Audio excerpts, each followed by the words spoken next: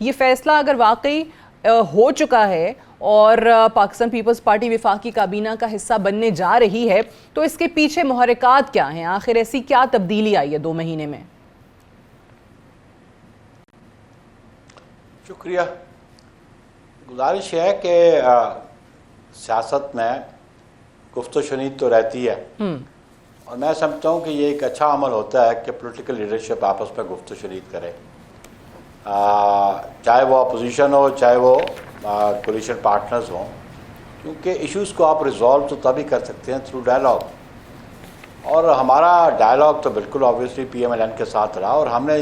जिन हालात में ये फ़ैसला किया हमारी सेंट्रल एग्जीक्यूटिव कमेटी ने कि हुकूमत साजी में हम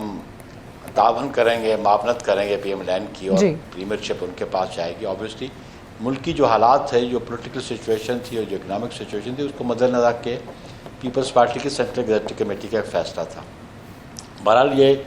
फ़ैसला फरवरी में था कि उस वक़्त एक डिसीजन था CEC का कि हम कॉन्स्टिट्यूशनल ऑफिसेस तो हम रखेंगे, लेकिन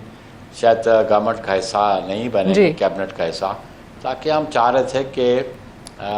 वो जो PDM की गवर्नमेंट थी उसमें कुछ हैंडीकैप ज़रूर हुए, जब प्रीमियरशिप भी N के पास थी, लेकिन बहुत सारी पॉलिसीज़ में हंगामी नज़र नहीं आ रही थी। तो वो ये था कि इनको फ्री हैंड मिलना चाहिए ताकि PMLN जो है वो अपनी पॉलिसीज़ को इम्प्लीमेंट भी कर सकें और अडॉप्ट भी कर सकें।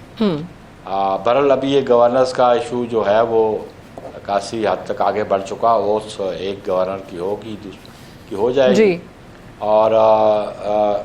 और ये मुलाकात, रीसेंट मुलाकात हुई है चेयरमैन बिलावल भुट्टो ज़रदारी साहब की प्राइम मिनिस्टर साहब से, और उसमें उसी हवाले से ये खबरें आ रही हैं कि वो फिर एक दफ़ा बिल्कुल प्राइम मिनिस्टर ने फिर से ऑफर किया है पीपल्स पार्टी को कि आए काबीना का हिस्सा बने, और उसके बाद ये आई थिंक पेशरफ्त हुई है। उसके बाद बिल्कुल ऑब्वियसली जो पहला डिसीजन भी था वो चेयरमैन साहब ने अपनी ज़ाती हैसियत में नहीं किया था, बल्कि उस वक़्त तो प्रेसिडेंट ज़रदारी साहब भी उन मीटिंग्स में शरीक होते थे। तो हमारी सेंट्रल एग्जीक्यूटिव कमेटी में जो भी प्रपोजल्स अभी जनाब शहबाज शरीफ साहब ने दी, ऑब्वियसली सेंट्रल एग्जीक्यूटिव कमेटी जिसने पहले डिसीजन लिया था उसी के पास चेयरमैन साहब इस इशू को लेके जाएंगे, और मैं समझता हूँ कि जो नेशनल इंटरेस्ट में होगा पाकिस्तान पीपल्स पार्टी की जो CEC है वो फैसला करेगी। ठीक है बुखारी साहब, लेकिन एक चीज़ उस वक्त अगर जैसे आपने बताया कि क्यों ये फैसला किया गया कि हम काबीना का हिस्सा ना बने, हमने देखा है 16 महीने के PDM के हमारे अपने शोज़ पे भी पीपल्स पार्टी के लोग आते थे, बहुत सारी चीज़ों पर नून को ब्लेम करते थे। नून लीग ने पीपल्स पार्टी को कहा कि जी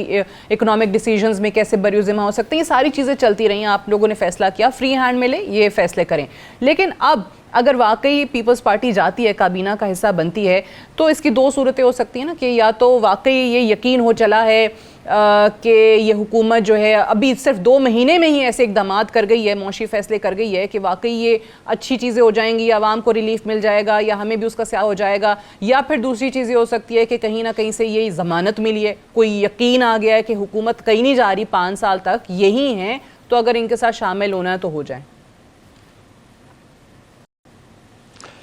असल में देखें, बहुत सारी बातें स्पेकुलेट की जाती हैं या प्रिजम्पटिव हो जाती हैं। ऑब्वियसली पाकिस्तान पीपल्स पार्टी ने ये बिल्कुल अश्योरेंस दी थी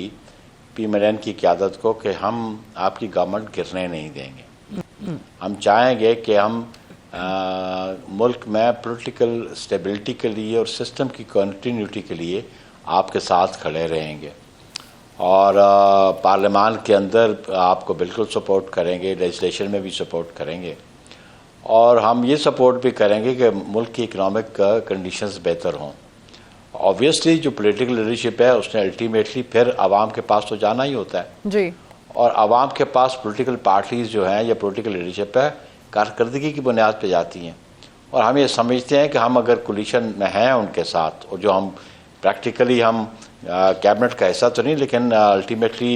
उनकी लेजिस्लेशन में उनको सपोर्ट करते हैं, उनकी प्रीमियर ऑफिस को हम सपोर्ट करते हैं, तो उससे आप जान भी छुड़ा नहीं सकते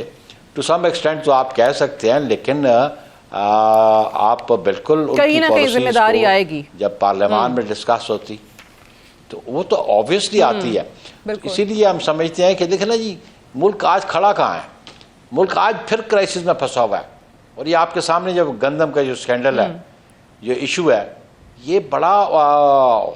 हॉट बर्निंग इशू है। और इस पे हमारी मेजॉरिटी पॉपुलेशन बड़ी बैडली अफेक्ट हो रही है। तो इसके लिए भी हमें इनपुट देना पड़ेगा ऑब्वियसली, क्योंकि पॉलिटिकल लीडरशिप हमेशा इस पे बात पे बिलीव करती है कि अल्टीमेटली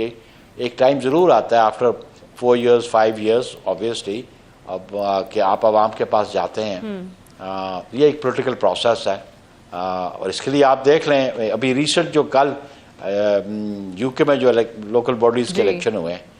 तो जो गवर्नमेंट जमात है कितना बुरी तरह वो उसका फेलियर नज़र आ रहा है।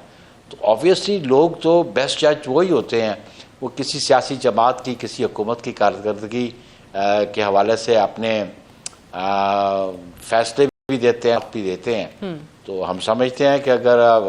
जो अभी नया रिसेंट पार्लेज हुआ चेयरमैन साहब का और प्राइम मिनिस्टर साहब का, ये हमारी सीसी ज़रूर इसको एग्जामिन करेगी।